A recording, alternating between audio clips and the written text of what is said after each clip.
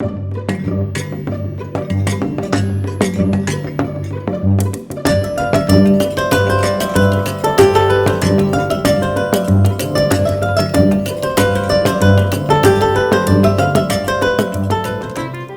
and welcome to Time Capsule Education's Lockdown Writing Project.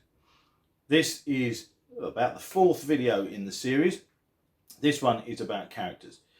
We've already looked at maps and where our story is going to take place. So if you haven't done that yet, go and check out Writing Tips 2 video, because that's about maps and episodes. Today we're going to focus, as I said, on characters. Characters are really important for your story. If the people reading your story don't care about your characters, then they're not going to care about your story. So it's very important that we get our characters right and we spend a little time thinking about them before we set off on our journey. So, who are the characters going to be? Well, if you've been following the other videos that we've already made, you'll already know that we are setting our story in the world of a game called Burrows and Badgers. And Burrows and Badgers uses characters that are what we call anthropomorphic animals. So the story is set in a medieval fantasy version of England, where people are replaced with animals. Animals behave like people. They're only animals that we tend to find in England either now or in the Middle Ages. But you can see just here from a collection of my figures that we've got cat, hare, frogs, rabbits, different birds. There's a badger, a wild cat, a couple of different dogs, squirrels, an otter. There's even a beaver, because although beavers aren't really around in Britain now, they certainly were 1,000 years ago. These animals then are our characters. They are our heroes and our baddies. What we haven't got is anything much bigger than a badger. Some of the dogs are quite large, granted, but we haven't got big animals. There are no wolves, wild boars or bears, and there aren't things like leopards and tigers and that kind of thing. So writing stories where animals are your main characters could be problematic if you don't know much about the animals that live in Great Britain. So what you could do first of all is go away and do some research. Get online or get some books and find out about British wild animals. Here's a list that you might find useful. Go and check out some of these creatures and then come back and we'll do the next bit.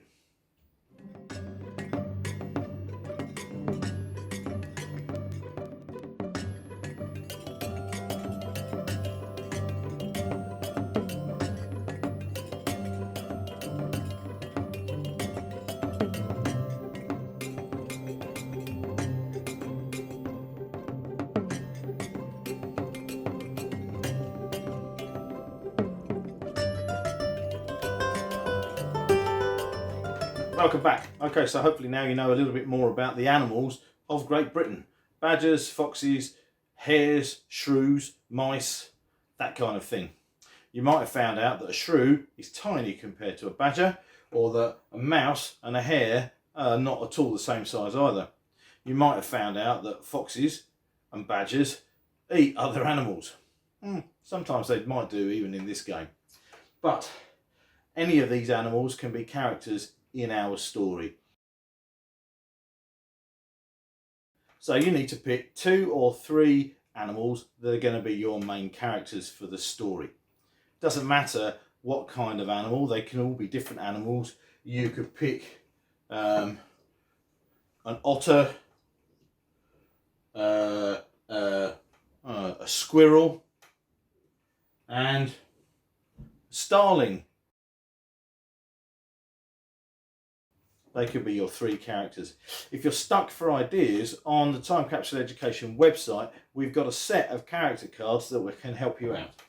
There are some cards that have already got complete characters made, and you could check those out as PDF files. You can download those, and you could just choose 3 characters that you like the look of, and you could use them to tell your story. Or there are some cards where we have picture of a creature, in this case a squirrel, and it says a little bit about him, but it hasn't got a name, and you can make up all the rest about this character if you like. Or if you're feeling very courageous, You can choose a blank card like this with a space for you to draw your own picture and fill in all the details about the character that's going to be in your story. That way there you'd have 3 characters that you can write about. Now if you want, you could write about and include your own pets.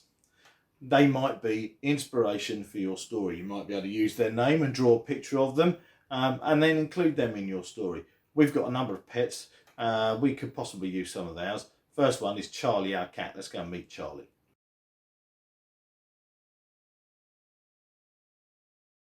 I don't think Charlie's going to make much of an adventure in the wilds of medieval England.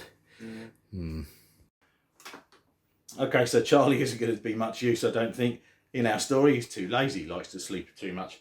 This is Pepper. Say hello to everybody, Pepper. Pepper is one of our ferrets. We have 8 ferrets. Pepper would be really good in this story. She's adventurous and feisty, and she keeps everybody else in line. If I was writing my story, Pepper might be my main character, the character who leads everybody else into trouble, and sometimes maybe even out of trouble. How about that? What do you think? Yes?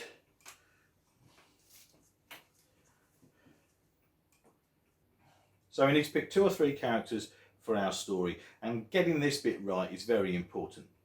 Our characters shouldn't be all powerful. If you think of some of the most famous fantasy stories, let's say The Hobbit or Harry Potter, the main character in the story is often small or inexperienced, and to start off with, not very good at doing absolutely everything. They rely on friends and companions and people they meet along the way to help them out. And our story needs to be similar. When you're creating your characters, you need to make their differences. That way they can interact and support each other and help each other out.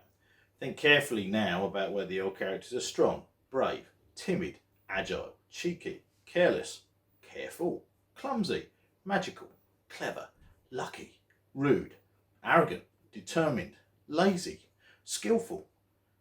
There are all sorts of things that your character could be. I'd pick 2 or 3, maybe 4 positive skills or attributes, and maybe 1 that lets them down a little bit, like being clumsy or unlucky or rude. That might get you into trouble.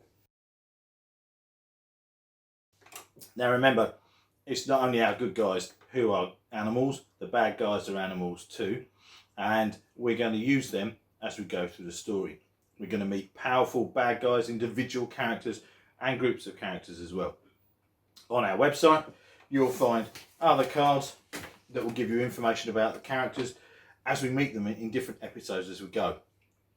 Individual bad guys and groups of bad guys as well.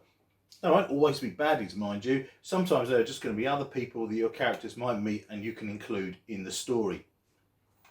There's no limit as to which ones you use. I'm not making any rules here. You can use as many or as few as you like. And of course, you're welcome to invent your own. But if you're stuck, keep coming back to us because we'll provide you more ideas as we go.